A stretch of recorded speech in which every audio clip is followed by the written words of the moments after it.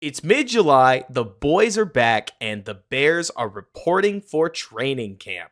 Where have we been? What's happened in the meantime? And as we look forward towards training camp, what are we watching for? It's all coming at you on this episode of Bear With Us.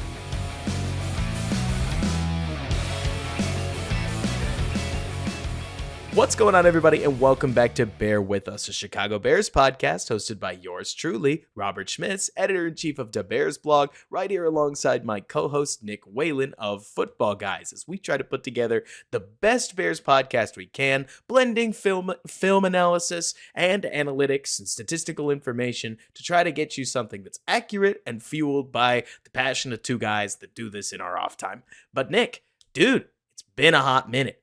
Where have we been? Yeah, man. Yeah. Let's see. Updates for me. Got married. Yes, you did. Had my honeymoon in Maui. I was posting some pics on Twitter. I still call it Twitter. I can't call it X. So on Twitter. Let's see. I did the Scott Fish Bowl. Have you heard of the Scott Fish Bowl? Yes. Okay. It's a big deal to be in it, right? Yeah. I mean, I think I've been in it. I'm trying to think 6 or 7 straight years or so. I know it's been a big deal for 6 or 7 straight years. I know Scott personally. I met him multiple times. We're friends, but he puts on this huge charity fantasy football tournament for people that don't know. And I can't even tell you the accurate number. I think it's up to it's 6 figures in terms of the donations that go to charities for this event, which makes it really cool. And it's the biggest fantasy football league, I think, in the world. I mean, thousands of people are in one league. And how is that? It's multiple divisions, right? Right. And here's the cool part this year, Robert, is we had a live draft in Madison, Wisconsin. So I got to see, and, Twitter friends, we'll call them, right? And people like, oh, hey, I follow you. And to me, it's not as much about winning it. Because, I mean, one person versus thousands is going to be tough. But I, was joking around with guys and, making fun of my own picks and stuff like that. But it was a good time. So that happened recently. And then the biggest news, Robert, is this week. I've been playing EA College Football 2025 is out. Yeah. And man, it is more difficult, y'all. Okay. I gotta relearn some things. It's different, but I gotta get tuned up, man. I got a big dynasty going of guys, so we're gonna like Dave's in it. You know Dave. Mm-hmm. So he's in my league, and we have a few other Bears guys and a few other guys on Twitter. So I got to get my skills up. I can't embarrass myself, Robert. I feel like I play too many video games in my off time. Really? So around Monday. What? What do you play? You don't need the list of names because it's all the looter shooter stuff. Gosh, I was really into Destiny back in the day, but on Monday I was like, oh shoot, yeah, I should go pick up College Football 2025, and found out it isn't on PC, and I was like, what? So I'm still debating whether or not College Football 2025 is worth the $600 it would take me to get a console and also a copy of the game. But hopefully it just comes to PC and I can get there when I get there, because I saw you can adjust the protection and that looks sweet. Yeah. Oh, adjust so much stuff. But Robert, see, I'm on a budget after this honeymoon and wedding thing. Mm-hmm. So just, anyone's out there, you want to go budget on this. I Facebook marketplaced a system, a console. I think I got it for like $160 or something. Oh, I got the S. I didn't get the fancy Xbox. I got the cheap one. And then the game. The game obviously costs a little bit. Or you can wait till it's released, which is Friday. But you can go cheaper than $600, man, if you want. Oh, the joke I was making is that would be a new one, but you're right. You basically got the collector's edition, like the $210 edition of the game. The joke being costs you a system. But dude, congratulations on getting married. I know during the same time you and I went back and forth with scheduling stuff, because I basically had to, you don't need the whole story, Bears fan, but I was just taking a moment to get financial things sorted with our my 9 to 5, before we hit one of the biggest seasons that I've seen in Chicago Bears football recently. We did get that sorted, which is great. And in the meantime, dude, what happened? Nothing. Like, as much as we easily could have done, I guess, more week-to-week podcasts, it was very make your own fun. I mean, I think the biggest news that we saw over the last couple weeks, not including a couple days ago, we're gonna get to Caleb signing and some of the early reporting stuff, but the biggest kerfuffle I saw was over that executive linebacker list where Tremaine Edmonds got listed at 7 and TJ Edwards at 16. Other than that, it has been dry as a bone, and that's Mhm. fine. Yeah, no, and it's different, isn't it? Like I've had times where it's like, man, you remember the wars? It was Fields versus the draft pick versus, last year is the O-line and, like all those Yep. endless debates. And is this what it's like for the rest of the NFL, Robert? Maybe. I mean, I can't help feeling the more I look back, the more I see this common thread, right? Where as fans, we have been wrestling with the concept of whether or not our team is any good for about 6 or 7 years running, if you really go back far enough. And so over the offseason, we basically keep having to talk ourselves into the good side of the coin instead of the bad side of the coin. Because let's use 2023 as an example. Well, if Fields takes a step forward, then this team is ready to rock. But if Fields doesn't take a step forward, they're undergeared at a lot of positions compared to Mhm. many of their competitors. And so the truth is usually somewhere in the middle, of course. But with quarterback looming over the Bears for forever, it's been okay. Well, is Nick Foles better than Mitch Trubisky? If the answer is yes, how good is Nick Foles objectively?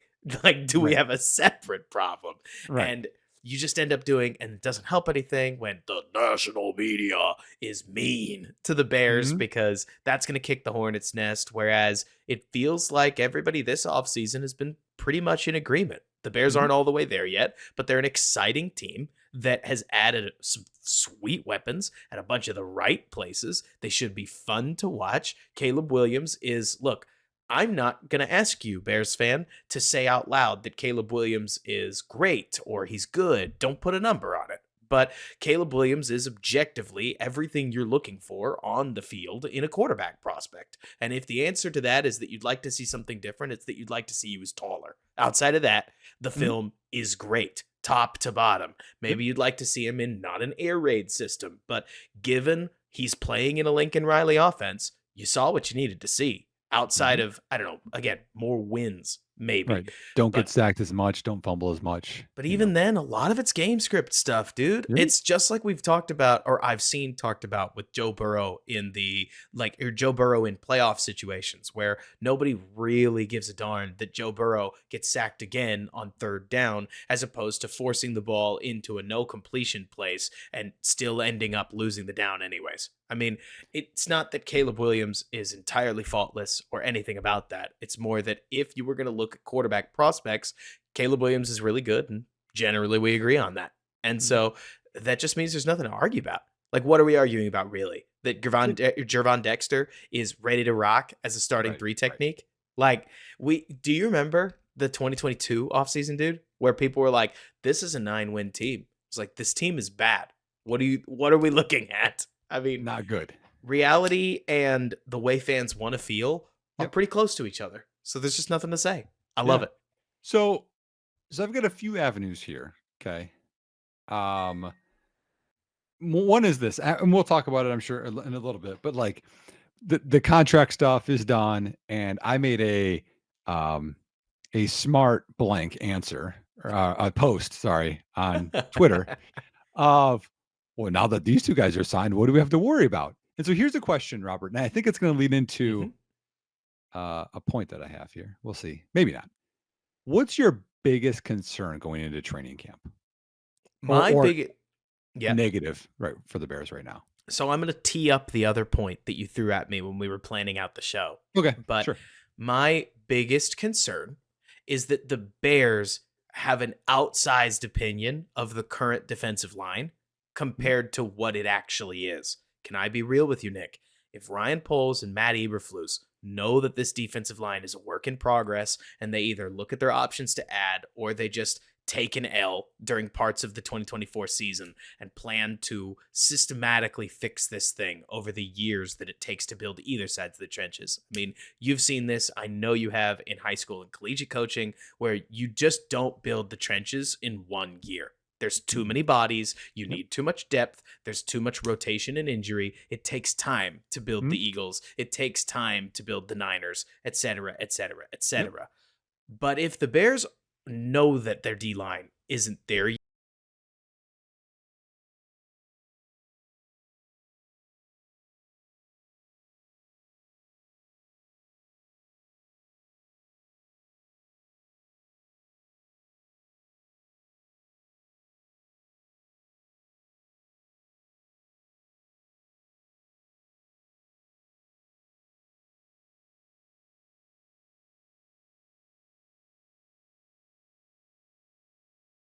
Deeply wanted Calais Campbell, who went to Miami, you know, my boy. I'm ready. After the DN from Buffalo didn't come, who was my boy before that, right? AJ Epinesa. So, but shame on me because the answer has been in our face the entire time. If we look at the D line right now, Uh-huh. it's built in terms of D end, it's built to stop the run first. Right. So the biggest concern is pass rush. We got Austin Booker. I wasn't as big of a fan. More people, well, in the fifth, I like it. Earlier I didn't like it as much, but I don't have a high ceiling for him, but we'll see. Maybe he'll prove me wrong. There's a guy already on the roster that is our pass rush specialist. We already have him. Are you about to tell me Dominic Robinson? Jacob Martin is already Okay. on the team. I was like, don't make this a big Dom Rob joke. Have you Like, looked into Jacob Martin much? not enough. If See, you're and about to make the argument that he's what, a Bryce Huff type. that's the thing. Shame on us. He already is. So here's some background, y'all. I mean, he's not young. He's 28. He'll be Okay. 29 by the end of the season. He's 6'2", 236. He's small, 8.31 RAS. So he's a small athlete. He's a Bryce Huff, like you said. Hmm. But how has he been as a player against the run? Not as great. Sometimes tackling doesn't go great for him. What is he good at? Rushing the passer. Last year, small sample size. There's a stat in PFF. It's called win percentage. So it's Hmm. like pressures plus sacks, whatever. Hmm. A successful pass rush play. So Sweat was 12.7, Walker was 10.8, Rasheem Green was 7. Everyone's boy to solve it, Yannick was 4.8. Uh, Dom Yannick Rob had a was tough season last year. Dom Rob was 1.4. Okay. Anyways, Martin 17.3. He was almost a full 5 percentage points higher than any other rusher on the Bears. So, and again, how is that over the time? His pass rush grade has been in the green, as you know, Robert. So that's good. 2 out of the last 3 years and 3 out of the last 6. That goes back to rookie seasons. Despite him being on 5 different teams, and sometimes okay, that's concerning, which I understand. Drafted by Seattle, he got traded to Houston as part of that. Remember when Jadeveon Clowney got traded? There's a big trade, where they were going to go over the top, with Pete Carroll there. So that's why he got traded there. Signed a kind of a solid deal with the Jets. Ended up, I think, getting cut or traded to Houston. Got cut, went but Indy a couple of times. But anyways, he's been a pass rusher. He's been a solid pass rusher. Again, situational. This isn't going to be a starter, but that's what you need. You got Walker in him, and then you mix in a little bit of a rookie, Austin Booker.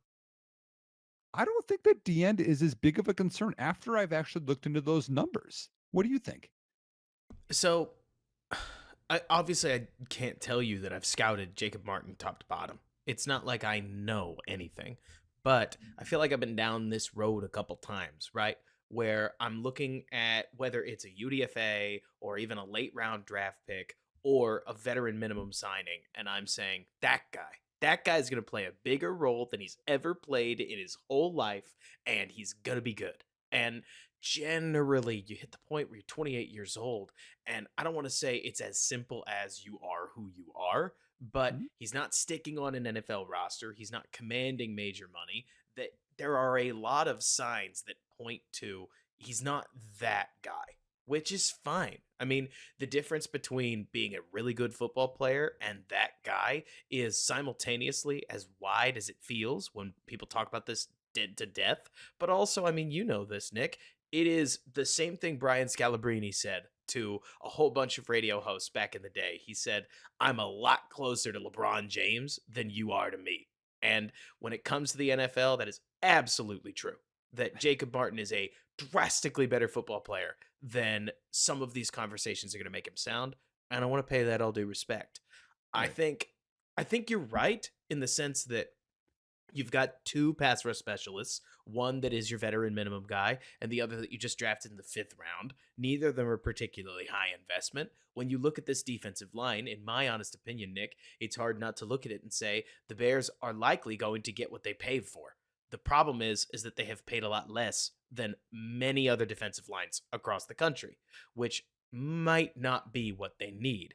I'm not worried. Like I'm not terrified the way that I think some people make it sound. The problem that I see is that I think that I think the whole defensive line is almost so specialized, each individual person in Mhm. what they do, that especially if a skilled offensive coordinator puts them in positions where they can get, say, uh, you can get, for instance, I just watched through the Week 14 game against the Lions, and Ben Johnson did this a couple times where he would line up with a tight end or a sixth offensive lineman with a tight end also on the wing in an overload front to try to get Andrew Billings and Montez Sweat on the run strength side of the ball so that then he could have Gravon Dexter or James or Justin Jones in that three tech spot with, at the time it was Yannick, who was playing defensive end. And then if you can get the linebackers to line up with TJ Edwards basically over the center as the backside linebacker and Tremaine Edmonds even further towards the formation strength, you can hit that weak side Yep. against two weak run defenders and potentially open up a gap that Jameer Gibbs at one point ran for like 45 yards, but usually they were closer to 7 to 8 yard gainers that at least were 5 to 6. I mean, you know how football works. It's a Yep. grindy game that's all about formation setup, and Attack weaknesses. you're really paying big money when it comes to defensive line so that you can get guys that can play both sides of the ball, the The run and the pass. Whereas right Mhm. now, like you're talking about with Jacob Martin, I bet he's a solid pass rush specialist. At Mhm. 235, I bet the reason he keeps bouncing from team to team is that he cannot stand up to the run. And Mhm. the Bears just had a Well, defensive end that got pushed the numbers anytime he got asked to set the edge. So I don't know. each of the last 3 years, Robert, he's beaten Unique's PFF grade by a minimum of 13 points. 12, whatever, 12.2. Either way, significantly better than him. So, How many I just snaps I is he on? I'm just shocked. What was that? How many snaps is he on? Um, wait, I let me go back and look at this. Actually, I looked at his, Okay, so he played on average about 18% of most games. So he's yeah, spark plug, right? yeah. Where He he was actually 11th, I think, in that win percentage rate in the NFL in 2021. So again, very specific of keeping him in that role. But if you have basically a three tech at DeAndre already and Walker, then you can make calculated gambles of when this guy's on the field.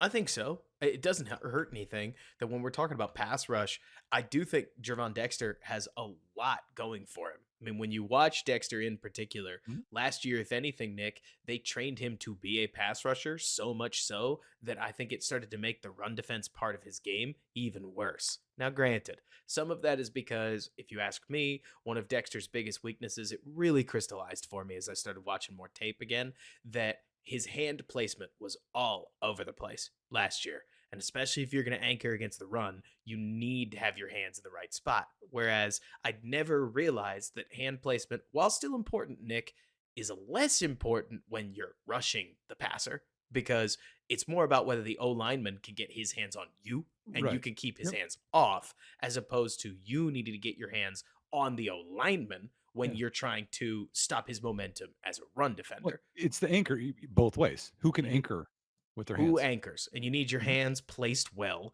to Mhm. get that anchor right. And so that's going to be something that, as far as a pass rush goes, I think Dexter actually has a lot to offer, not just in the numbers, where if memory serves, he was analytically quite good, but also in the way he plays. He's an explosive dude that used his length really well and comes with a lot of natural strength that converted into speed to power rushes from the three technique and five technique position.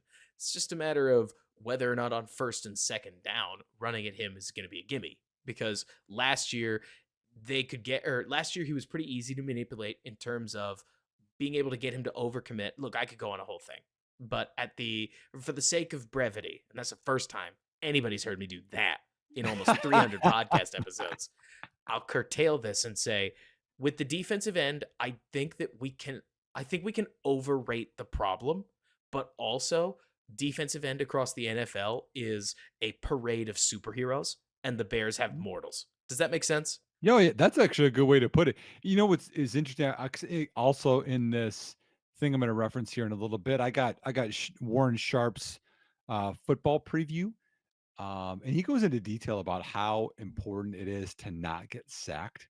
Because when you get sacked, the percentage of you getting points on that drive are just dramatically down. So that's why teams want pass rushers, because then you can reduce points. Also, why offensive linemen and pass protection is so important in getting the ball out on time. Man, you talk about getting sacked. Like, my very first thought after that is, well, it should be better because we're coming up from the bottom. Love Justin and everything he did for Chicago, but avoiding getting sacked was not his game. But I don't think it's going to be great. It's just going to be an improvement over where things were. Caleb is going to be a gambling man. You got to think so, right? And I wouldn't be surprised if it's going to take 8 to 12 weeks before he basically gets his pocket sense transitioned from college football speed to NFL speed. And so I think he's going to try some wild stuff. I'm sure some of it'll work and end up in sicko highlights where he leaks out to the right or left side, breaks contain, and is either able to run for 15, 16 yards or flick the ball over the middle of the field or down the sidelines for a nice gain. But there's probably going to be some sacks, don't you think? And if he's lucky, they won't be strip sacks. But if he's unlucky, that ball could come out a couple times. Happens with rookies all over the league, but it's going to feel extra weird when it happens with Caleb. Well, this was probably my juiciest thing. Like Jacob Martin thing, I was excited about because I didn't realize it. And I'm like, well, I mean, again, it's a Band-Aid. What you got? I get it. What you got? Hang on. No. What do you have? This is huge, Robert. Huge. Okay. Because the Bears are trying to set up Caleb to be great.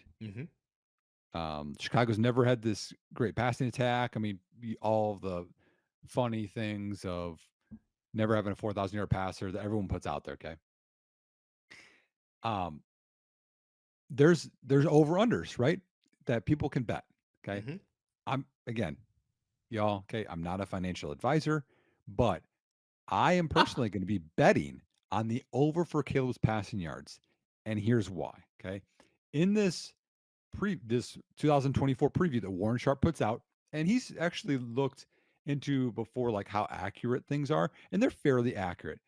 He rates every team's, pass defense, run defense, pass blocking, all that kind of stuff. Okay. What do you think is the total in terms of ranking from first to 32, the total defenses that Chicago is going to face in 2024? Oh, they're bad. I'd bet you 23rd. Okay, 23rd. 32nd. Last in the NFL, Robert. Last. Okay. Last year was not good either. It was 29th. Okay. So let me again. Now let's look at just rushing efficiency defenses that they're going to face. They're ranked 11th. Okay. So solid, top half, not top 5, but But so you got to throw. Top half. Yeah. Pass defense. Okay. We're going to go through the list here, everybody, and why he might not have to wait in the pocket because people are going to be open. Pass efficiency defense, 32nd in the NFL. I don't know why PPA defense is. It's in the passing area. 31st. Explosive pass defense, 32nd. Pass pro efficiency defense, 30th. We go over to red zone blend defense. So both, but red zone, 23rd. YPPT again, don't know what that is. Defense, 28th. Third down conversion defenses, they're going to face 27th. If you don't think it's going to be guns blazing, passing the ball when it's 30-second all the time. I mean, that's like imagine playing Detroit, how they have been in the past. And we can just throw for days. But now you've got Keenan and Moore and Odunze and Cole Kmet. And I got one more big thing for you, Rob. Actually, you chew on that. Let me know what you think on that one. I got another thing that's gonna be exciting. The other thing that I think, so you're talking about things that matter a lot because it's the under discussed part of this where people are going to use phrases like, well, how much can you really bet on a rookie quarterback? We've talked that just about to death on this podcast. But at the same time, look at Tua Tagovailoa, look at Justin Jefferson, look at DJ Moore last year. One of the things that going with the defenses you're talking about, Nick, that I don't think it's discussed quite enough, it's almost discussed enough but not quite from this framework, is that wide receivers, especially good ones, get theirs. Like when you're throwing Derek Carr out there with the 2017 Bears receiver core led by Kendall Wright, and let's even throw in the Dontrell Inman trade. So you got Kendall Wright, you got Dontrell Inman, and you got Marcus Wheaton that are spearheading that Bears passing attack. It's going to be really tough for Derek Carr, who's a perennial 4,000-yard passer, to get his yardage because those guys aren't out there. But is it so surprising that one of the most electric receivers in Tyreek Hill goes to Miami and suddenly Tua Tagovailoa is a deep threat? Not Mhm. really, because when a wide receiver is good, especially when they get good or when they get matchups that they can take advantage of, they do so. And suddenly you go from being able to throw into a bucket into being able to throw into like the trunk of a car, right? To where maybe it's not this massive gaping hole, but the room for error gets bigger, right, Dick? Where DJ Moore can be 3 steps open, Caleb could theoretically underthrow the ball by 1.5 steps, and DJ still has the room to run away with it. That extreme example happens with Tyreek all the time. I say all this because you start to say, okay, so if independent of the quarterback, the Bears are going to have a bunch of wide receiver mismatches against a bunch of the defenses that they're going to face, any vanilla offensive coordinator would plan to pass the rock. And that's probably what's going to happen. And we're just going to live or die with how well Caleb executes a, I don't want to call it a training wheels pass attack, but you get what I'm saying, right? Where you take some of the brain out of what he's doing and you just rely on that physical ability to drop back, hit the spot, get the ball out, let DJ roam, Keenan do the rest. Because, Mhm. I mean, dude, it's not like the Rams can cover. It's not like the Packers have tons of DBs that are ready and raring. The Lions DBs are not in good shape. You look at the whole rest of this schedule, and yeah, it's vulnerable once you Yep. get past the 10-yard line. I hope the Bears see it that way. Mhm. Um, one thing to watching the 1920 football drive video is I think people forget how big Keenan Allen is. He's Yeah. 6'2", 215. He's thick. Like there's that's not like I know he's like, oh, he plays in the slot. So you think like, no, that guy, like he's gonna be a solid guy in there. Plus Rome's a big guy. Like things are just different about this wide receiver core. Speaking of another thing that's different, Robert. Mhm. Okay. When you heard the Bears sign DeAndre Swift, what made you excited about it? I hope I'm going to give you an answer that works for this. No, no, I want your honest answer. So the Bears built this backfield in 2023 that I thought was awesome. Basically, everybody had a role. Khalil Herbert was going to be one of the best pure runners in the league behind Nick Chubb. Deontay Foreman was a great replacement for that. Roshan Johnson and Travis Homer would be nice third down backs. And if Mm, Roshan supplanted any of them, that was a good problem to have, right? mm, But what I ended up seeing, and I'm sure you did too, is that the Bears they were so specialized that their running back choice made them kind of predictable. There were parts of the playbook that you couldn't access when 24 was in the game.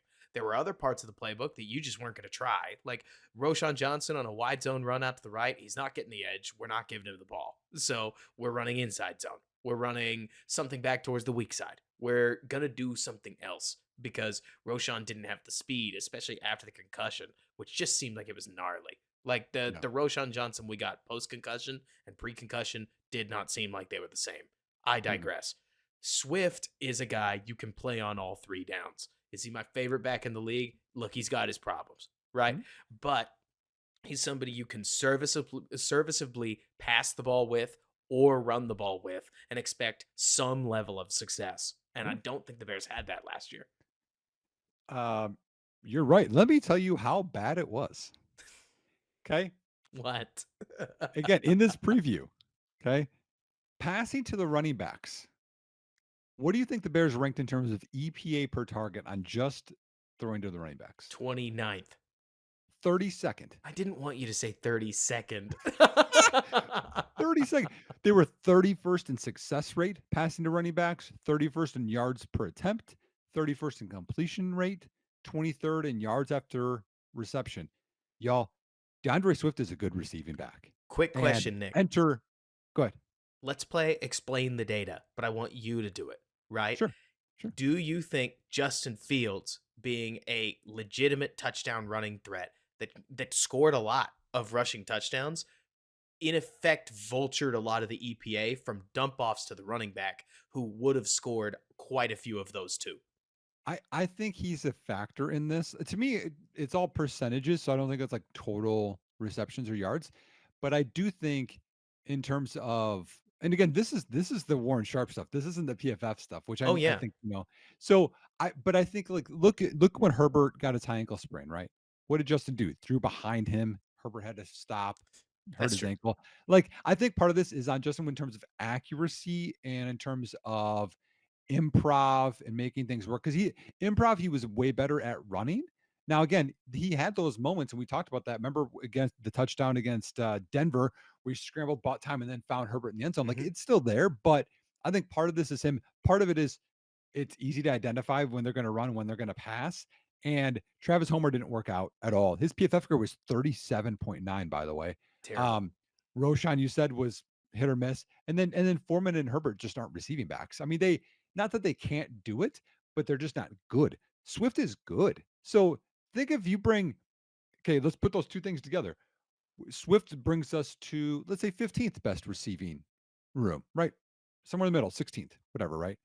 Then we add in Keenan Allen and Roma Dunze to what we had just last year. And now you face the 32nd total defenses, 32nd pass defenses. If you don't think Caleb Williams is throwing for 4,000 yards, you're out your mind. He Espe- is. Especially because if we wanted to be really nitty gritty, a lot of the rest of the division's linebackers are pretty lacking. And with the exception of Quay Walker, who would specifically do well in this very peculiar situation, I'm going to give you Nick. I think that the Bears may have a lot of success on four verts like concepts, where for those of you who don't know, on four verts, 60% of the time, you think 60 is about fair, Nick? The ball's going to the running back. You ran four verts, you created a ton of space. The running back hooks out in front of the line of scrimmage, and you drop the ball down to him. He turns around and picks up 8 to 12 yards. If he makes a guy miss, he picks up even more of that. And for somebody coming out of the air raid, the way that Caleb is, I wouldn't be surprised to see something like that, which is a very easy play to run. Take the shot if you got it, and if you don't, check the ball down would be a great vehicle for Swift to take advantage of underneath space created by the danger that their receivers present. Not to mention, four verts is exactly the kind of play that Tyler Scott can theoretically run just about as well as DJ Moore can. So it could be a rest play for some of the other receivers if somebody's got to go sub out for a minute. But I'm talking entirely off the top of my head. What do you think? So, well, to answer your four verts question, as a air raid certified Yeah, what do you coach see? and quarterback coach and high in the passing game, I'm throwing seams all day. Middle field open, we're bending inside, and we're throwing that at about 12 to 15 yards. People think of four verts, you think of like, oh, this is going to be a 20, 30-yard pass. No, you're getting it right over the So your linebackers, guys right in front rip of the it. safety. Your guys rip it consistently, Yep, yep. And I call it a two ball because one ball, think of this, has no air. right? Three ball is think of it doesn't have to be Russell Wilson moon ball, but a lot of loft. That two ball's got a little bit of loft. So to me, that's where you're fitting that in there. And again, if it's so again, too high safety, could be cover four, cover two, cover six. You're going to bend inside one of your slots you're allowed to be designed. If it's cover one, cover three, then you're going to throw up the seam. You're going to look off the safety and hit it. To me, that's where you're going with the ball. If that's not there, then you check down. Quay Walker specifically, okay, we have PTSD because we remember what happened week 1. We do. Okay. Let's go into the numbers. Oh, he's bad in coverage. He was better against the run last year than the coverage, and he's a coverage linebacker. I His was first 2 literally just games, thinking he's fast, but you're right. He gets right, right. lost all the time. Oh, terrible. Yeah. Week 1, obviously he had the touchdown against Chicago or a pick, whatever. Then he had, did he score on that? I can't remember, and I don't want to. Yeah, it doesn't matter. Week 2, he had a good one. The rest of the year, Robert, he's had 3 games in the green for coverage. That's it. Tough. It was not good. Tough. Anyways, I agree with you. Him and Jack Campbell, I think, are very similar in that way. They're both athletic guys, but they're still trying to figure it out, which again helps with Swift, helps with Komet, helps Mhm. with Allen, who's going to operate in there. I agree with you. I mean, this is a really, really um think of volleyball. We're setting this up for a big spike from Caleb and for this team. And again, especially with how the schedule's laid out, where it's going to be more difficult towards the end of the year, the last third for sure. Those first 10 games, we could be rolling and getting the confidence. Then those last stretch when it's difficult, when we have less rest, which we've talked about previously, we'll be more prepared for that. Here's a question I got for you, Nick. Okay, so Caleb Williams, he's been playing football for as long as we can remember. He's been the patron saint of somebody's franchise since 2 years ago. He's been in the air raid for absolutely forever, right? Mhm. Which compared to Justin Fields is obviously a big change. Not only is Caleb's release really quick, but the offenses he's played in have accentuated and asked him to use that quick release and even quicken his natural release because in all the offenses he's played, the quarterback is an extension of the run game and the receivers are involved in terms of how to move the ball on short yardage plays. A question I wanted to ask you that we've kind of danced around for months, but we haven't asked it outright, Nick. If you were Shane Waldron, right, knowing that your offensive line right this year is probably going to be fine, and that's about where they stop. Looking at Warren Sharp's almanac, seeing that you're going to be playing a bunch of rush heavy defenses. Honest question, how how worried are you, if at all, and how willing are you to just lean on your receiver core with little plays like stick flat, little plays like wide receiver kick out screens, option routes, short yardage stuff where you're not asking Caleb to take 5 to 7 step drops, step up in the pocket, and drill the ball down the field. You're intending to basically continue to give your wide receivers chances to break a tackle and create an explosive and using your quarterback as basically a living distributor so that you can just move the ball to the perimeter and attack weaker players out there. I think that's the way of the NFL right now, Robert. You think of, you know, people that in terms of the zoomed out lens of the league, Hmm. scoring's down, yardage is down. Right. Like it's been significantly that way, and it's because defenses are too high, 4 high, and they're making you do 8 to 10 play drives instead of having huge chunk plays and having shorter drives to get touchdowns or field goals. So to me, I think that's what it is already. But then when you combine in that you don't want the one thing that could derail this whole thing, besides injuries, we're not going to talk about that, is he gets sacked a bunch. And that's on those Mike Martz 7 step Right. drops, right? And Cutler, is mad about it because it takes forever for them to develop. I mean, that's where Keenan comes in. The other thing too is Keenan Allen is awesome against zone coverage. Hmm. And DJ Moore is awesome against man coverage. So that way, if you know and he can identify, you can dial up and be like, oh, hey, here's my specialist here. Here's my specialist here. But I think that's what he needs to be this year. He doesn't have to be Superman. He had to be that USC, y'all, because there was nobody. What they didn't have a skill player drafted before round 7 or oh, Marshawn Lloyd went in round 3. But besides that, his receivers went late. So he had to be Superman. But here, I mean, the other thing too, in terms of, I always forget if you're worried about pass protection, you're worried about getting some movement. Man, I'm glad Big Dog is back. Like he's there, and that's just like I say, hey, we need these 3 receivers to do their thing, and you want Swift to do his thing. Let's bring in Lewis, and now we have basically 6 linemen. He can leak out late. Like that just gives you another layer of safety. Right.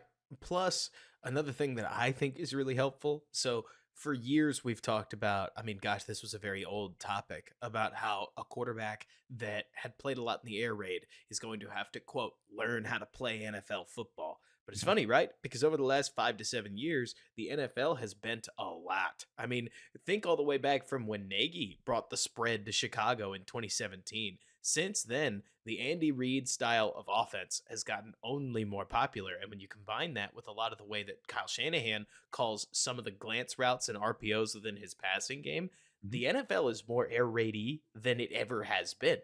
Yep. And so part of me wonders, Nick, whether the drop foundation of the shotgun passing game at least may be really based in these 1 to 3 step drops. And you may see an offense that looks a lot more like what Zach Taylor originally brought to. And remind me, he was a Shanahan tree guy too, right? Mhm. Yep. Well, specifically, I think he was the McVay side, but I guess so is Shane Waldron. But Yeah. so you may see a lot more of like you're talking about. It's an option route to Keenan Allen, and if you catch man coverage, hit the backside where DJ Moore is going to be running a slant and find him in between the first and second linebacker. Stuff like that, where the ball comes out, and then the ball comes out, and then the ball comes out, and then the ball Mhm. comes out on play to play to play to play to play, because we spent so much time watching Justin Fields and these elongated 5 step drops out of the gun, 7 step drops out of the gun with a drop back pace that was, let's be honest, pretty slow, that Yep. it's as if we have forgotten that you can have these quick resolving plays. And I wonder if that's going to be the plan to keep Caleb from becoming his own worst enemy. Because, Mhm. like you're talking about, the longer you leave Caleb out there, the more likely something crazy is going to happen. And honestly, with Caleb Williams as a rookie, I don't want to make it sound like something crazy is implicitly bad. It's No. just not implicitly good either. And Mhm. so it could be an explosive, it could be a turnover. And you just don't want to, you want to calculate when it's worth taking those risks. You know what I'm Yeah. saying? Yeah, 100%. The one thing, so we've been talking air raid quite a bit, and I don't want our listeners here to be, they hear it, but what is air raid? You know what I mean? Like what are some of these things? So I think from a very zoomed out lens, air raid is a package of, and again, I'm going to make this very simplified. Let's say 10 to 15 kind of core pass concepts. That includes screens, that includes all this other stuff, right? That's what it is. And Cliff Kingsbury ran this and people made fun of him, but like your receivers kind of stay on the same side and then your slots can move if you're going to go trips or not. But what you're doing is you're reading the defense's leverage again, Hmm. where their technique, where they lined up, whether it's man zone, and the receivers have multiple things that they can do off of that. And that means that whatever play call that you call, you're never wrong because the receiver's reading it, the quarterback's reading it, and there's always going to be a place to go with the football versus the core offensive coordinator having to guess correct all the time, right? Think last year when we ran 2 screens in a row and it didn't go well against Tampa. We were trying to guess right, and you don't have to do that in the air raid. And it's also getting the ball to your playmakers in space. That's kind of a very simplified version of it. I mean, there's sail, there's mesh, there's Y cross. I mean, there's all these ones that I love. Four verts. But again, as I said, there's adjustments off of that, and the adjustments make it um, better as well when you have Keenan Allen, who knows how to Yes. set up and Yes. make the leverage bigger. DJ Moore, who knows how to exploit these things. And they're going to teach Roma Dunze even more. That's one thing I got excited about watching those videos is I'm like, dude, they're just going to take Rome under their arm because Keenan knows what's up at this point. You're 32. You're not signing a 4-year deal. And Rome, from what it looks like, is a kid that like high work ethic. I mean, from 2 years ago, he was not good at contested situations. And then last year, he was good at contested situations. So, like, he works at it. So, yeah, he can learn from Keenan. He can learn from them and get even better. So then he can learn the option routes and where to go as well. So, like, air raid, the design is you're not going to have so many plays, but you're going to have so many options within a small package of plays. Right. And it helps that when we talk about options, Nick, we're deep in the weeds, but I want to bring up one other topic that I don't think nobody else in the I think the Chicago universe is going to talk about it. It's going to be just us, right?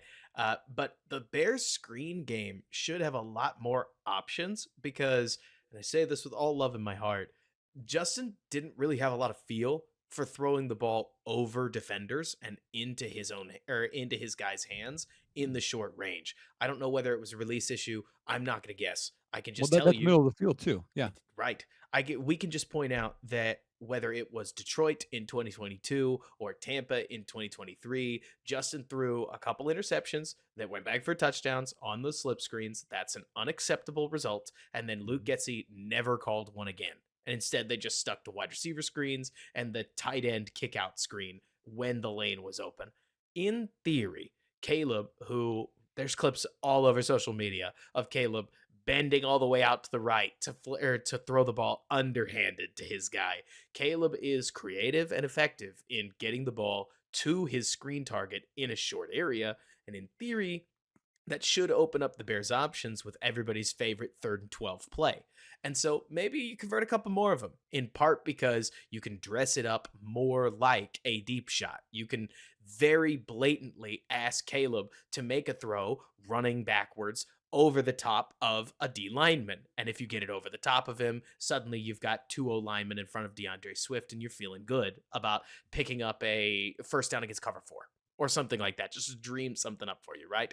It's I know nobody really wants to make direct comparisons Caleb Williams to Justin Fields because it dredges up a bad topic that didn't really heal well for anybody. That's all scar tissue, right? Yeah. Yep. But especially when it comes to quick release and all the stuff we've already talked about and a better feel for the screen game, I think Mhm. there are ways you and I could make the argument that to circle all the way back to your grander point, Nick, that Caleb Williams doesn't have to make seed throws up the seam. He doesn't have to make perfectly placed throws, 12-yard out route right in time. He doesn't have to hit the curl with anticipation to end up with a pretty high passing yardage total this season because a lot of the extension of the run game plays should be open for the Bears. They should get more mileage out of them with Caleb Williams at quarterback. And honestly, that's like 135 yards of most quarterbacks' base passing total. So then if you add a decent game throwing at the intermediate and deep level on top of that, you're going to pop the passing yardage over really pretty quickly. Right. Um, a couple of other small things. I know this is kind of you dove into the 2023 stuff. They were 25th in most sacks, 26th in sack rate allowed. Um, some positives that were interesting. Um, 10th in percentage of drives to reach the end zone, and 4th in scoring rate. Chicago's offense was last year when they didn't commit a penalty Huh. or a sack. So when they stayed on schedule, they were up there, which is interesting. Now, offensive penalties, Robert, they ranked 32nd in EPA for offensive penalties last That's year. bad. Bad. So, I mean, I don't know. I mean, that could be holding, that could be delays, that could be whatever. Chicago was also the only team not to have a roughing the quarterback last year. The only team. You're kidding. They didn't rough the passer at all? No, they didn't get one. I thought they got at least one, but they I, may have I called it unnecessary roughness, like that they didn't call it in the backfield. Because yeah, I yeah. know Justin got his head just about torn off I in, know. wasn't it the Vikings game where they finally called it and gave him the yards or something? I can't remember. Okay, maybe I'm wrong on that. I thought I read You're that in not here as well. wrong. It's just that they were not going to call it roughing the passer Oh, I when got you. I he's got you. sliding late. They're going to call it unnecessary roughness, right? So, so I've got another reason, y'all. Okay, why I think the passing yard over is a for sure thing if Caleb stays healthy. What is the passing yardage over? I gotta check. Well, last year I bet Fields was 2750. And it And didn't the hit only the reason he over. went under is because he missed so many games. He was That's part of the total though, right? oh well, that's what you're betting to. If people don't stay healthy, then you have an issue. Here, I'll look it up while you talk. But so ultimately, just taking the baton, I'm really excited. I'm really excited to see the way that Caleb in this offense gets unveiled. And what's really going to frustrate the two of us is that Tyson Bagent's offense in the Hall of Fame game isn't really going to give any clues. And then Caleb's meager performances in the first 2 preseason games aren't really going to give us any clues. Like they're probably going to throw an option route to Keenan Allen. Shocker. They're going to throw a screen to DJ Moore. Shocker. They're going to attempt an intermediate to deeper ball, maybe like an 8-yard curl to Roma Dunze. Stunning. Like they're going to come out and they're going to do all the things you'd anticipate, and then they're going to close up shop and they're going to go to the sideline. You know what I mean? And so we have to So wait all the way till September. here's, I mean, again, this is just off of Google. I've seen 3,500. I've seen 3,400. I've seen 3,375. Some rough numbers. That again, those are a little early. I don't have the app. We can't bet in Wisconsin, so it's tough for me to actually see. I would like you to Google something for me. What Yeah. is Caleb Williams' rushing yard over? Ooh, that's a good one. So I don't want anybody to hear me thinking that Caleb Williams is a runner or a rusher, but it is a tool in his toolbox that I think, Nick, we are leaving out of the conversation. I think Caleb is going to be an awesome pocket passer. I think that Caleb has everything that we've ever talked about in these discussions and all the tools that you need to succeed within the pocket. But as a rookie, it wouldn't shock me if he has 400 to 500 rushing yards. So I Googled, I didn't find it, but I found a good one here. This has passing yards from multiple sites. So I have let's see, 3,450, 3,475, 3,500. That's basically it. Now touchdowns, interesting. 21 and a half, 23 and a half, 22 and a half, 22 and a half. These are almost the same overs, by the way, as Jordan Love had last year, which is Yeah, just funny. would you go over on passing touchdowns? Passing touchdowns, you're telling me it's 20. I mean, obviously my heart says yes. My head says hesitant yes, but I know don't unders hit more than overs? Like Oh, it of should be course, 50-50, but don't unders. because of injuries. Right. That's why. Let me look at this here. What did Fields have? Okay, passing touchdowns for Fields last year was 16. And year before he had 17. Now again, he didn't even play every game. Right. So let's see. For the season last year, the Bears had 19 passing touchdowns with Fields and Bajent. So you're saying Caleb can't get 5 more I with think he Keenan in a row? can. That's the funny part about having these conversations in July, man. It's like Yeah, Caleb could. Are they going to? Different right. question. I mean, game script is going to depend. Are they going to be involved in enough shootouts? Like, to use another example, it is really difficult in the NFL to throw for 450 yards and 5 touchdowns for more reasons than just 450 yards and 5 touchdowns are big numbers. The other team has to be competing or you won't pass in the fourth quarter. And Yep. so it is funny when we talk about some of these over under kinds of situations where it's like, well, what do these game situations look like? I do think, for what it's worth, it helps the Bears a lot that the defense should be at least good enough for games where Caleb and the offense don't start well to stay close enough that they don't just bleed into mistake territory and instead continue to run whatever their standard offense is. But how's that going to affect statistical totals? Dude, I don't know. But hopefully he throws for 25, 27 touchdowns. So you didn't know this, but this was my next point I was waiting on, and you set me up for it. So what I is the love that. defense facing for offenses next year, and how will games be competitive, right? Because Hmm. that's going to affect, touchdowns and passing yards as well. Because if it's a blowout, you'll run more. Am I guessing the number Offensive, again? what's up? Am I guessing the number again? Yeah, I'll have you do it. So last year, the Bears faced the 22nd overall offenses. Hmm. What will it be this year? So my brain immediately calls out that I would bet you Warren has Detroit's offense rated pretty highly, at least top 10. Green Bay's offense should be rated pretty highly. We've got San Fran, Houston, Los Angeles, like a bunch of teams that at worst you'd say that they lean on their offense a lot. And Yep. so if I had to guess right now, they're probably facing the composite 17th best offense in football. 8th. Okay. Okay, no, that makes me feel a lot better. I didn't know how much they'd tank him for Jaden Daniels' Washington Commanders and Drake May's New England Patriots. But Yeah. so good offenses overall. Yeah, That's yeah, the they're scare they're bear. so 8th, um, passing offense over efficiency is 8th, explosive pass offense is 4th, rush defense is 10th. Yeah, so that's rough. So that right there tells you games will be more competitive. Again, defense wise, what they'll be playing. Um, so yeah, I think that helps other offenses stay in games, and so the Bears will have to continue passing more, I think.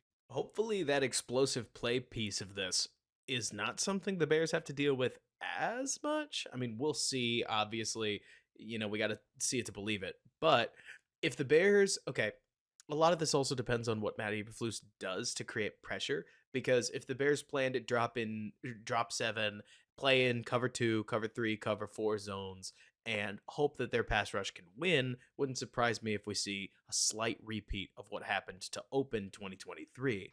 But last year they found a lot of success blitzing with the linebackers, blitzing with Kyler Gordon, and dropping into like three deep, three under blitzes, three deep, two under blitzes in some cases. A whole lot of blitz the linebacker, replacing coverage with Justin Jones. I know everybody memes on it for Cleveland, but nobody memes on the fact that it worked for 3 weeks before then in key Yep, down situations. They just noticed it when Joe Flacco throws a touchdown.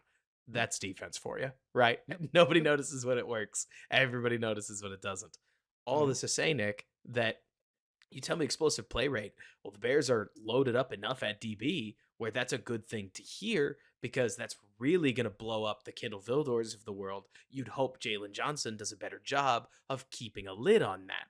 But pressure is going to be the big question, right? Mhm. Because if you Yep. can't generate any pressure, the lid's going to wobble and come off anyways. Well, I mean, honestly, I've listened to a few different I listen to The Ringer somewhat. I listen to The Athletic. I listen to PFF, their podcasts and stuff, and uh, not PFF, but the other ones they're high on the Bears defense. They're high on the secondary. So I mean, like when you look at it, you're facing the 10th best rushing offenses and 8th best pass offenses. I would be more worried, I think, with our team against the run Yep. than I would against Pat, just because it's like, oh well, that other D end we talked about. How are the kids going to be without Justin Jones there? Even though I don't really like Justin Jones, Nope. it's a lot of snaps. Getting up to Tremaine Edmonds, like, got to stay off of him because pass defense wise, if we're healthy, man, dude, we're going to be awesome back there. And I know Really people good. are like, oh, we don't have the pass rush. I get that part of it. We're not going to be 30th in pressure rate next year. We're just not. You have Sweat again. You have the kids inside. Andrew Billings was awesome. You have, as you said, Kyler and Tremaine and TJ who are good in there and they can blitz too. I don't think we're going to be bad. I don't think we're going to be awesome. I don't think we're going to be top 12 in pressure rate, but I think we'll be maybe 18th. That's hey, good enough for me. That's all. Somewhere in that range is good enough because this is what Flus's defenses are. Honestly, Robert, this is what a lot of defenses are. I Hmm. know that we see the Baltimore Ravens pressuring and Minnesota Vikings pressuring, and it's exciting. That's not what defenses are doing right now. They're letting everything go in front of you and waiting for you to mess up. That is what defense is right now. And that's what Flus does. I'm so interested, man. If you and I were going to give out headlines, you don't have to do this, but I'm going to do it. Of what is your biggest training camp question, right? Mine is, what does Flus think this defense is? Because as much as I know, we really don't want to talk about it from early in the season last year.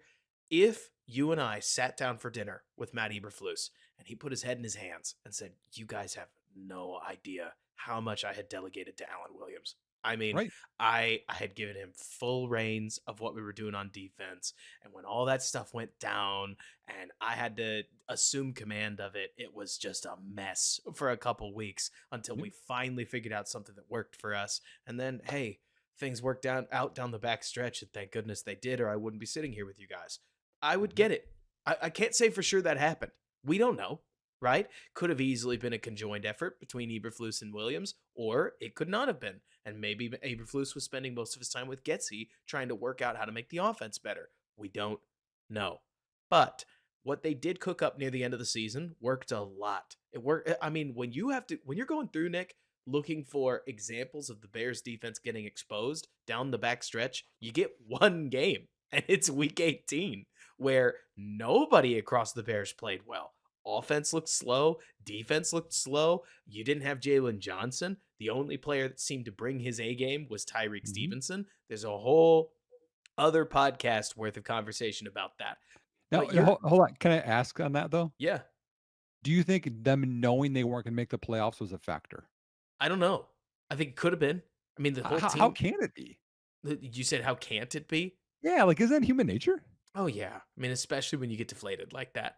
I think Uh, it plus statistically speaking, when you have the Minnesota game, both Detroit games, the Cleveland game, the Arizona game, and there's another one in there that I'm forgetting, but Saints was pretty solid, I guess. When you've got like 5 to 7 good or good results and you have one bad one, that is statistically an outlier. It's not going to be mhm, that easy, but you get it. The big question I have is, does Matt Eberflus get to the end of the season last year and say, okay, so this is what our defense does. We had a lot of success with this. We're going to iterate off of this. We're going to be a disguise based defense that's going to blitz more than I've ever blitzed in my life. But mhm, that's how we're creating pressure right now. And it's yeah, working for us. And it's working a mhm, lot more than it isn't. Or is he going to look at it and say, thank goodness we got to the offseason. Now let's get back to what I like to do? yeah, Because one of those has me a lot more excited about the future of this defense than the other. Can you tell? mhm. Yeah, no, and I'm with you though. I think that we easily forget the Allen Williams situation. We still don't know what happened there. We easily forget about the running back coach getting fired for PR, whatever reasons. Like, and then you look at the results. I mean, after week 3, okay. I mean, whatever. Lost to Denver. That should have been a win. Okay. Even after that, they were 7-6 the last 13 games.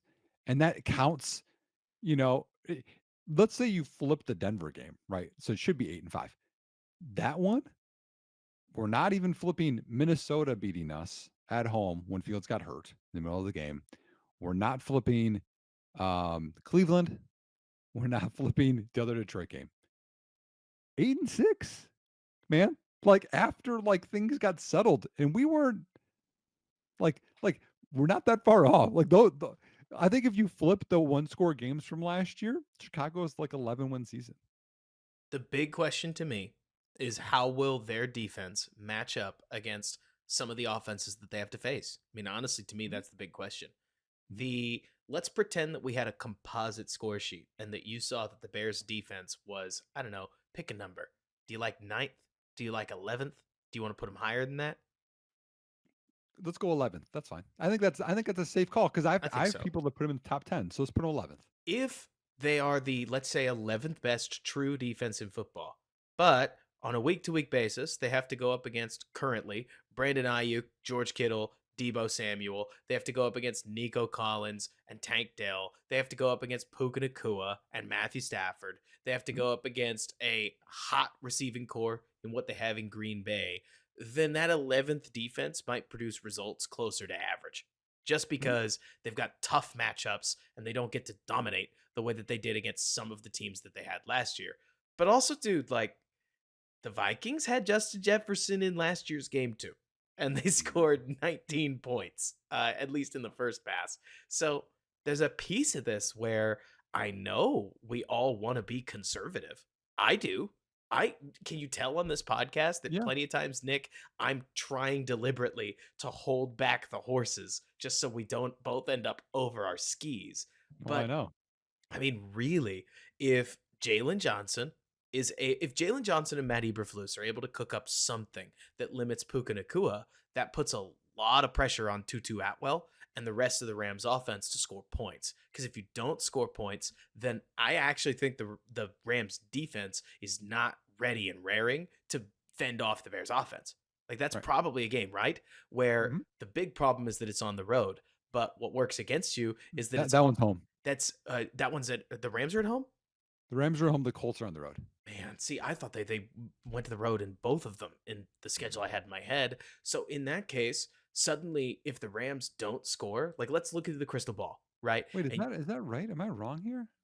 I hope you're right because that sounds a lot better because a California team coming to Chicago in September. No, that is wrong. I clicked on something that has the Bears schedule incorrect because I know the schedule. Okay, so which are they in Cali or are they Let me in I'm Chicago? let me go here, man. That was bizarre because Look, it has the first game as at Houston, which is not correct. right. So I say all this because it's funny, right? People also don't talk about how there are clear trends that we have during the or as you look back at NFL seasons. For instance, what is It's it, Nick? home. It's home. Okay, good. Well, then have we talked at all about how California teams are historically bad in September whenever they have to travel a time zone of more than 2 hours? Look at you with analytics, That man. one I know, but I remember learning it in 2018 or in 2019 when the Chargers came to Chicago and they were flat on their face for the same reason. I mean, it's as simple, Nick, as saying, yeah, would you be good to go at 10 a.m.? It actually depends on the time of the game. Are they at That's noon? true. It's let me look here. I was looking at the rest of the schedule. It's noon. So a noon game against a California team in September is generally pretty favorable Can to the home team. can you imagine if the Bears start off 2-0 and they beat Houston at Houston? Dude, I was even gonna say, imagine if they come out of September 3-1. Let's say that they lose pretty soundly to Houston, but they Right. grind out an ugly game against Tennessee. They also grind out an ugly game in Matt Eberflus's Indianapolis homecoming, and then let's say that they exit the Rams game looking great against a team that's just flat on the wrong day, right?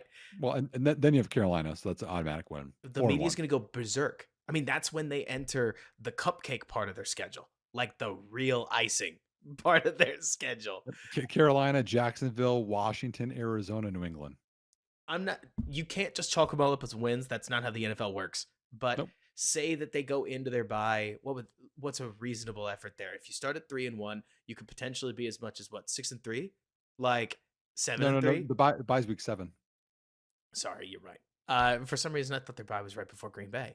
But so No, no. Green Bay has the bye before the Bears game. that sucks. Wow. Thank you, schedule makers. But so let's say they go into the Green Bay game. That would be they would it's week 11. They'll have 10 games that they've played. So let's say they go into the Green Nine Bay because of the game. bye week. What? They'll play 9 games before the Green Bay game because of the bye. Thank you. Blech. 6-3. If they're going into the Green Bay game, Mhm. people in the media are going to go bananas, let Yep. alone if they're any better than that. And the funny part is, I guess, you and I are getting distracted. We were talking defense, but the point being that there's a bunch of these teams that if you look at them, the Bears defense and by proxy Matt Eberflus are truly going to be able to determine the way this game goes. We could make it all about Caleb and the rookie quarterback and the offense. We really could because they are a wild card. But if you take Puka Nakua away, the Rams are very different. If you take away Well, whatever the there's still Panthers have, Cooper Cup, but Cooper Cup isn't the same player. nope. And I would take my chances Tyreek Stevenson against a limited Cooper Cup these days. And then you've got TJ Edwards shading towards him. There's just a bunch of stuff you can do the same way that the Bears limited Amon-Ra St. Brown and forced the Lions to grind everything out. Especially since while Matthew Stafford, I think, is a better overall player than Jared Goff, he's also a much easier quarterback to turn over than Jared Goff has ever been.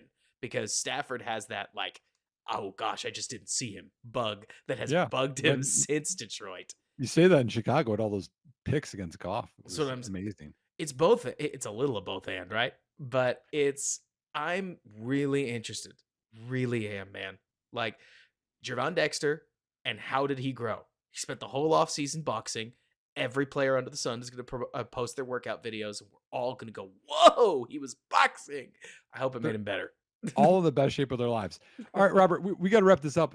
Two quick things. One is Caleb is signed. Rome is signed. I wasn't worried. I No. don't think you were worried. People just needed something to worry about. It was ridiculous. So they're signed, and was it scripted for Hard Knocks? I don't know. Whatever. So that's one thing. Whatever you want to comment on that. And then the other one is I'm excited for Hard Knocks. I know some people are like, it's a distraction. Like, it's in everything anyway. Right now, OTAs, they have cameras there. Like, to me, I don't think it's a big deal, but I think it's exciting because the Bears are an exciting team, not just for Chicago, but for the NFL. Chicago is an exciting team right now, and it's going to get positive vibes for Chicago. So, like, if they start off like you're talking about, they start off 3-1, they start out 6-3. The national like view, because right now we get shaded, I think, poorly. Like, the linebacker rankings you were talking about, though. PFF has Chicago as like the 19th best secondary. It's like, what are you doing? Like the bias is against Chicago because of the past. I get it. But remember what happened with Detroit.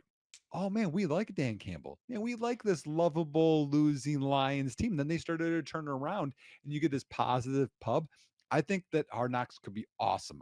What do you think on that stuff? I think so. When we talk about Caleb's contract, it feels like ever since October of 2019, when the bottom began to fill out or to fall out of the Chicago Bears organization, fans have been finding something to argue about since May of this year, where it has just been contentious and tense and blood boiling and angry ever since then. We have found something to be mad about. In 2020, it was Trubisky versus Foles. In 2021, it was Fields versus Dalton. In 2022, it was Poles, you're the worst. Or is Poles making the right decision with the rebuild? In 2023, it was Justin is good. Honestly, pretty much all of Chicago is actually pretty united about that. But then you had the occasional people saying this kind of feels like a 2018 guys or 2019, and well, unfortunate. In 2024, it feels like we took the contract thing, which JJ McCarthy's still unsigned. Marvin Harrison Jr., I don't think has signed, and he's frankly been in the news for more like diva esque things than Caleb Williams. There, there has almost been an attempt to try to fall back into the old habit of finding something to be mad about. And there was never any sense to be mad about this. Caleb had to miss at least a vet practice day before I think there was any sense worrying about it. And he didn't. Rome and him got signed. They got into the building, they got signed. Chalk, right? If Mhm. anything, I almost think Bears fans have been frustrated with how chalk this offseason has been ever since the draft because there's just not been any question to solve or anything that we were going to get an answer on anytime soon. But I'm going to treasure that.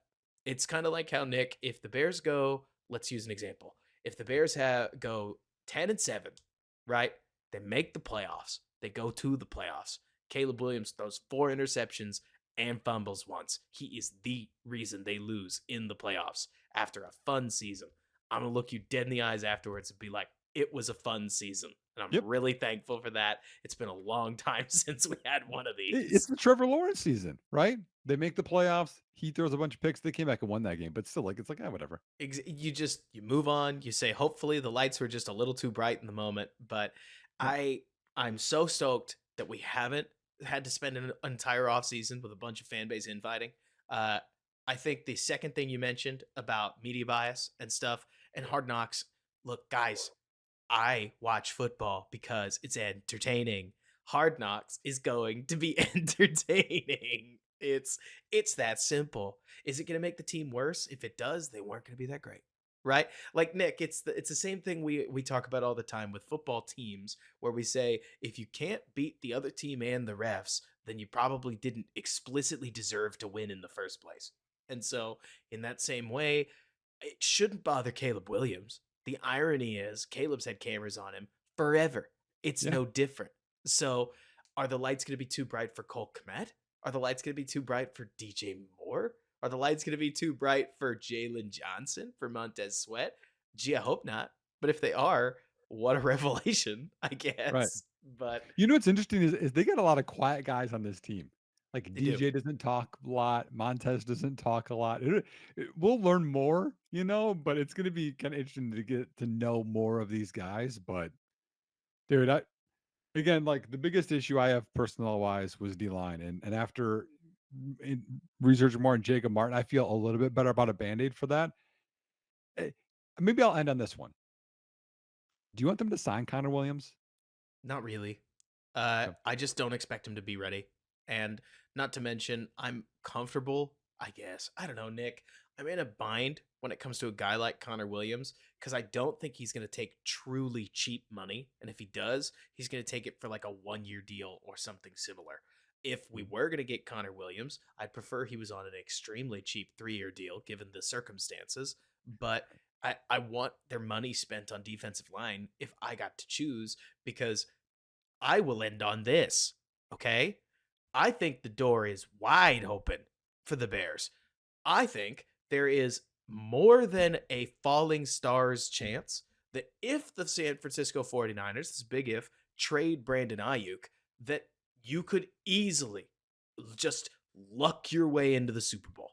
And not maybe not winning the Super Bowl, probably not winning the Super Bowl. But I will end on the most like gas heavy take that I could say, and that is Nick, the NFC right now looks like such a disappointing conference overall that this is a great why not us season, right? Where if you add an impact defensive lineman, why not the Bears, especially by the end of the season? Am I betting on the Cowboys? Am I betting on the Rams? Am I betting on the Eagles? Am I betting on the Lions? You and I picked against the Lions every single week in our podcast. If anybody's going to bet on the Lions, it's just not going to be us, right? Mhm. And so if the Niners, who are an aging team and could easily be susceptible to injury by the end of the year, just run up against it and have a tough season where they don't work through all their issues in time, why, why not the Bears if things go well? It's a huge if. I'm not guaranteeing you anything, and I'm not predicting anything, Bears fan, but I try to be level headed. I really do. The Bears aren't in the AFC. CJ Stroud and the Houston Texans could be an objectively better team than the Chicago Bears, and it would not mean that the Bears might not, if they make the playoffs, have a better shot at making the Super Bowl than that same Texans team across the conference line. You know what I'm talking about, Nick? Well, first off, you got me excited because you're going at it, and I'm like, the Bears have the third easiest schedule, y'all. Like there's some things that are in favor. I'm gonna end on this. Okay, you just mentioned CJ Stroud. Okay, and 2023 was really good year for CJ Stroud, right? 2023 was a down year a little bit for Caleb Williams, if we're being honest. 2022, Stroud's got Harrison Jr., Ohio State. They make a run, go to the playoff. Was it the title game where they lost to Georgia? Or was just the playoff game? It was the playoff game, Okay, and remember Georgia that? won. Yeah, on that terrible field goal. Which honestly, if anything is more like the NCAA or the EA College Football 25, it's that field goal because you can really shank some kicks. Anyways, I should have clarified. I'm trying to remind you that TCU played in that national championship game, and you forgot that that was the national championship game for good reason. that was bad. That was bad. You're right. So yeah, Michigan lost that the game before to them. Well, okay. So Stroud had a good year, right? hmm He didn't win the Heisman. Mm-mm. That was Caleb. So this is all the expectations that we have, I think, and like we talked up Caleb. To me, I think is like if Caleb has like a good year, there is the possibility that he walks in as a top 8 quarterback like Stroud. Or at And least if that finishes like happens, Stroud. yeah, like why couldn't he have a Stroud year like last year? I mean, I think one of my favorite things to talk about when we talk about the playoffs, I talked about this with you that like during what January as we were doing all kinds of predictions where I was like, this is the time of year when Mahomes turns the legs on and he starts running the ball and it always opens up something for Kansas City. If the Bears get to the end of the season and Caleb's mind has come online, his pocket presence has come online, his arm has come online, you're telling me that the Cowboys defense is going to be able to stop Caleb Williams if he adds a little bit more running juice to his game around January, February? Look, I really don't want to get Bears fans too hyped up. This is all if and or but. There's a chance that Caleb Williams gets to the end of the year and he's fighting through a torn calf while Roma Dunze and Keenan Allen are both on IR and DJ Moore is clearly playing through a bum shoulder. Look, that's life in the NFL. This Right. happens sometimes. Mhm. But at least on paper, when I look at the Bears versus the type of teams that usually end up making the playoffs and the rosters we expect to get there, which, hey, a lot can change between now and then, right, Nick? Mhm.